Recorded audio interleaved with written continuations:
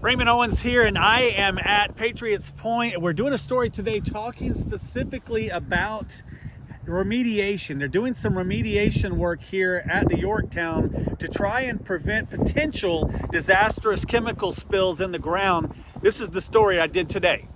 I served 22 years in the Army, spent 9 years in Germany, as I was saying, flying helicopters.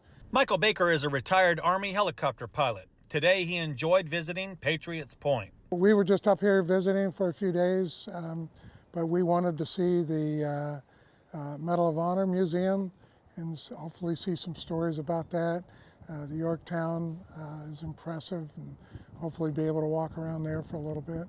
In 2022, Governor Henry McMaster signed an order for the South Carolina Office of Resilience, or SCOR, to work on cleaning up more than 1 million gallons of toxic waste on the Yorktown. To avoid the potentially devastating impacts of an oil release, removing the remaining contaminated liquids quickly is a top priority for South Carolina. I think it's great. I mean, there's a lot of leftover hazardous material that years ago we didn't think about, but now we do, and so cleaning it up is great. I'm glad to see our money going in that direction and other places.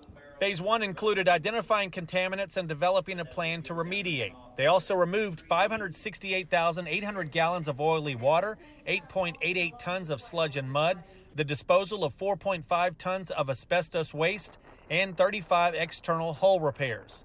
This second and final phase begins February 24th. That will involve removing hundreds of thousands of gallons of heavy fuel oil, oily water, contaminated oils and liquids, and asbestos-containing piping insulation.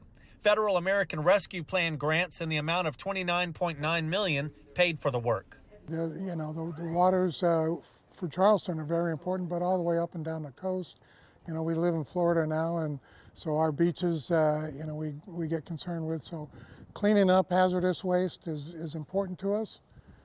So it's great that the governor and that is focusing on that.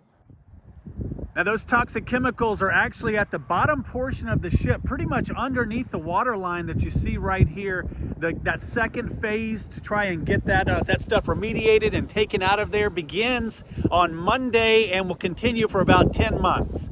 Thanks so much for watching my YouTube channel. If you'd like to subscribe, I'd love to have you as a subscriber. Talk to you guys soon.